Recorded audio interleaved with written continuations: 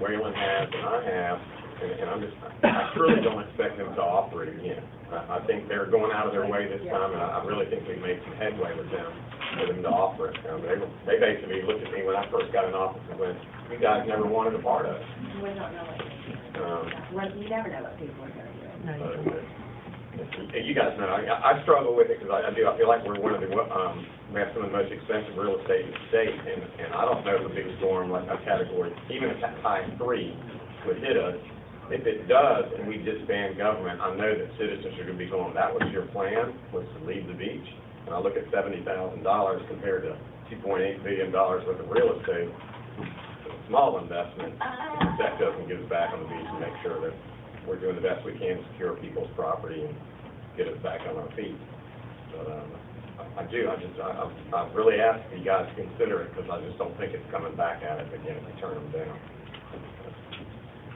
Well, I mean, we've got 3 options. One is just to write the check now. The other is to finance it over a period of time. And then the other is to look at a long-term lease right now. And then if we want to do something later, I'm sure that would be an option. So it's not only one way or the highway, it's a number of options. And as I've mentioned to you all before, I've actually been through this as an elected official. And I cannot emphasize to you strongly enough the difference in communication and the difference in decision-making that occurs when you have people together physically in the same place. Because when Hurricane Fran came through, it was, where's Carolina Beach? Oh, we got to get on the phone to them, if you can get on the phone to them. Well, where's Wrightsville Beach? We're going to have to get on the phone to them. So everything as far as the beach communities and the county was concerned was delayed until you could get in touch with people. And then that assumed that those bodies, those decision-making bodies were all together. Because you couldn't make a decision as a board without a quorum. And so if those people were dispersed, even if you could get in touch with a councilman or an alderman or a mayor, you couldn't do anything. They couldn't do anything. They couldn't make decisions that the county needed to know about in order to coordinate activities. And we even had the National Guard coming in after Fran and so forth to help. So all of that stuff was being coordinated through that center. I want you to think about some other scenarios that nobody's brought up either. We occupy the 2nd floor of the First Citizens Bank building based on a couple of things. One of them is that's where we have the town's checking account. But what happens if we decide to move it? What happens if another bank comes along and gives us a really sweet deal to attract our money over there? There's a better than even chance, I would think, that First Citizens might not be as tolerant of allowing us to be in their building during a storm. The other thing is, what if their business model changes? What if they decide to close that branch down and either build another one someplace or not build another one someplace because for whatever their equation is, the business just doesn't equal what they need to have in order to keep that open. Once again, we're out of place. We don't have a place to go. And there's no way to either predict or to plan for that except with something like this. So there are other things besides, when we talk about categories of storms, and Frank will verify this, you know, when a lot of these storms come through, in terms of wind, they don't qualify as a 3. But look at what happened with Isaac down in Louisiana. In terms of water damage and threat from water and flooding, it was sure a 3. And those people down there really, really suffered because of that. Well, if we get that kind of a deluge here, I will absolutely guarantee you that beyond a shadow of a doubt, Plaza East is going to be flooded. And there's a much better than even chance that flooding is going to rise to the level that includes that First Citizens Bank. And it's going to be very difficult to move people in and out of a situation like that. And we also don't know what else comes with flooding. I mean, there could be piling, there could be all sorts of things that are obstructing the way. So I guess my point is that I think this is worth pursuing. If y'all are uncomfortable writing on a single check, okay, but we have a couple of other options here that don't require us to pay $70,000 up front. And I think that one of those options is worth pursuing. You know, if you want to take a wait-and-see attitude, look at what they're offering you for 10 years. Or look at the financing option and see what kind of financing they'll offer. But to just reject it out of hand, I'm really afraid that's making a serious mistake, because, the old saying, plan for the worst and hope for the best, really, really applies in these kinds of situations, because you don't know what's going to be coming at you. It may not be a hurricane, maybe something else, but we just don't know. And so I just feel like it's better to be prudent than to hope that everything's going to be okay forever, because we just don't know that one way or the other. So, that's where I'm coming from on it. I'm certainly, like I said, I'm flexible as far as, the money is concerned. But, not to just reject it off without a hand. Because I feel like we've got a split vote on this, with anyone that's not against it consider financing it, not doing this. The staff's recommendation was go ahead and give the $70,000 straight up. Would anyone consider, like the second one says, exclusive permanent use of the space for a fee of $70,000 financed through the county at an interest rate like the financing to be determined? I was assured it would be very low. A horrendous storm came through. There's no guarantee that building was seriously damaged. And then we've handed them $70,000 and they have nothing to show for it. We just don't know. We don't know what's going to happen. So you're not interested in, you guys aren't interested in it at all? I'm not saying I'm not interested at all. I'm just saying I'm not interested in handing them $70,000. We've already helped build it to start with, and there's no guarantee it'll be there if this horrendous storm that we're concerned about. I'm not making light of that. There certainly could be a horrendous storm, but it could be of a magnitude that building's, we have nothing to show for that. Well, and they do let us use, they allow us to come into the large room and use that large room with them, so they're not shutting us out. I don't feel like they're shutting us down. I don't think anybody here has said that they shut us out. But the room is not very large, and you just don't know, what's going to happen. It's easier to say, well, let's just write a check, but I can't do that out of budget. I just can't do that. There's only two conditions when we're allowed to use that room. We're allowed to use that room when we have staff that acts as a communication staff, and that's what, 2 people? We have one municipal liaison representative in the room, so the fire department person occupies one chair. And then pre-storm, there are a number of meetings that the mayor, myself, and Frank go to preliminary to the approach of a storm. But the actual storm itself and the response to the disaster situation, we don't have a seat at the table. Let's be clear. And we don't have access to the building except people that have the appropriate credentials to do so, which includes one ethic and yours. Well, would you all be willing to explore either alternative 2 or 3 or both to see what those terms are? I understand, Darrell, I understand what you're saying, but, this situation is one of those things where,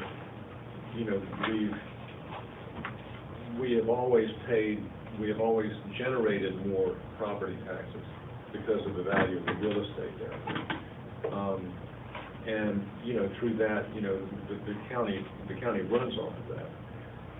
But at the same time, I think that there are certain issues that relate to their operation and how they organize, their situation there, that from their point of view, may justify this.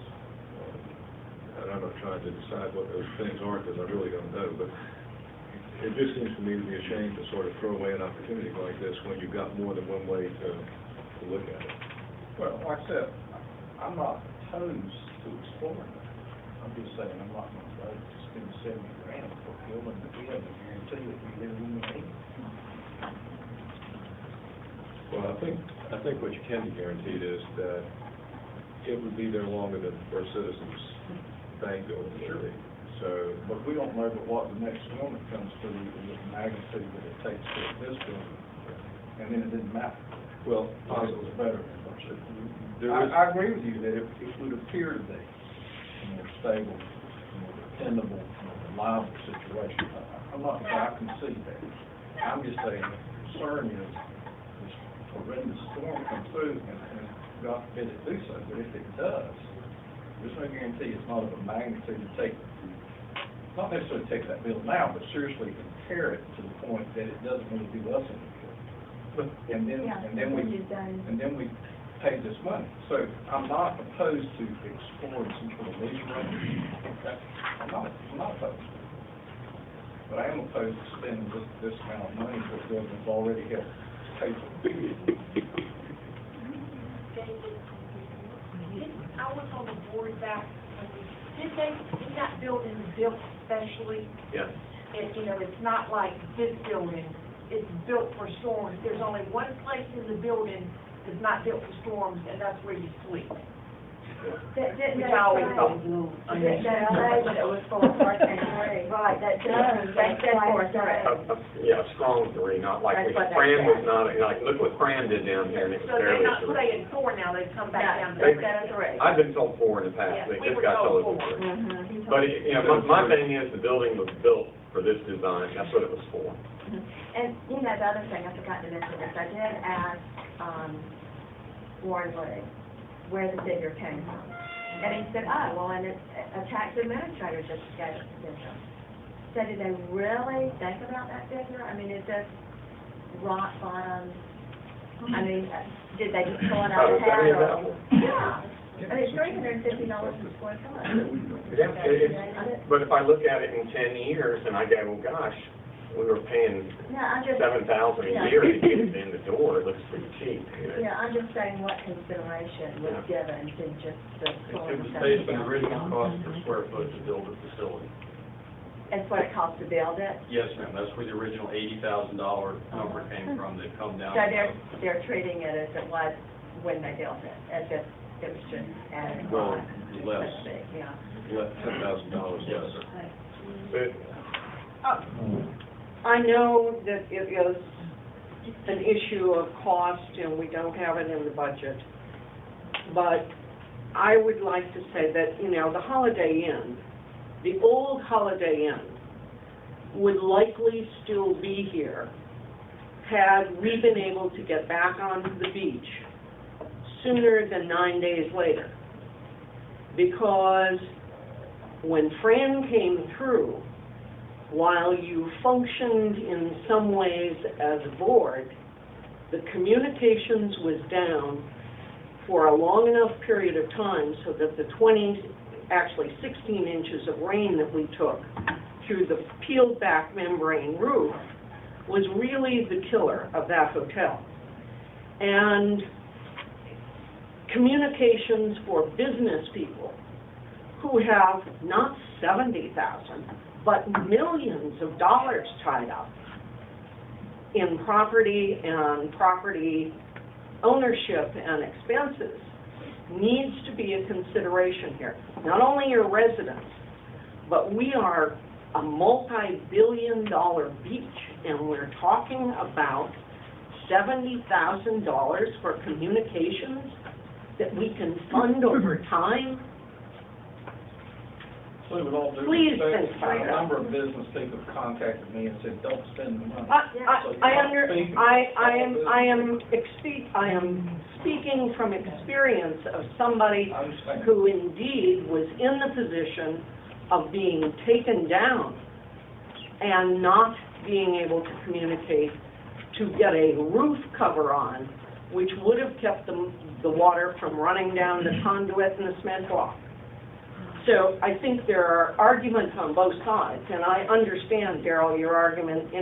I'm one of those people who say the county isn't supporting us well enough, and in fact, when Commissioner Davis was here tonight, I had to gasp because he was one of the people that voted positively on the convention center. So, the history of things eludes us unless you're living it. Yeah. And we lived it. And we all lived it, and Sue, and I appreciate your comment, we all lived it, and the communication was a problem Sure. for that. Yep. And we don't want communication problems. I think that we learned a lot from that as well. Mark? I'm Mark Mitchell, I live at 113 South Channel. I was just listening to the comments, and I kind of agree with Bill that I think it's fairly critical that the town think about that. A lot of the points to make, I agree with.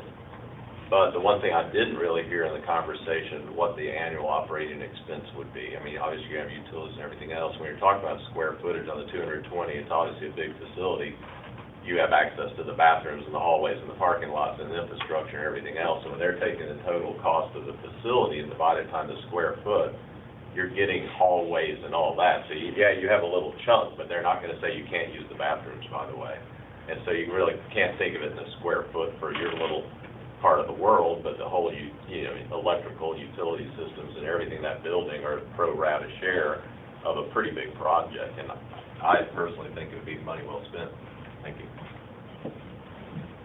Well, we need to go ahead and make a decision on this one, and I guess the only thing would there be any kind of consensus on any of those three that were in the proposed three options?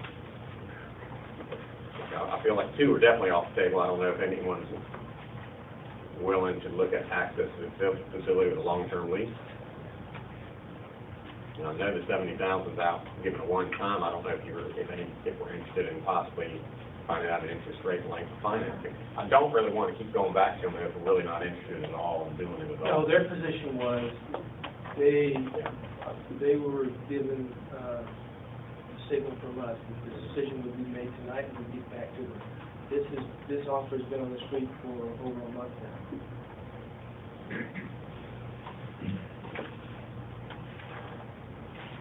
Well, I guess I'll make, yeah. Well, I said I'm willing to consider some terms as to the lease, and I'll look at some terms on the finance. And I'm a little disappointed that it's not here for us to look at right now. Could you get in touch with Chris or? Why don't we have Bob? Bob, why don't you get in touch with Chris, and we'll bring that back to us in the October 11th meeting, and just ask them that we need to know the details of what a lease would be, and the detail of taking out interest rate financing. And we'll bring that back and see what they are. Okay, so you good on that? So there's no action, and you want, the action is direction to contact the county. Give us details on 2 and 3. Details on the Yep. Right.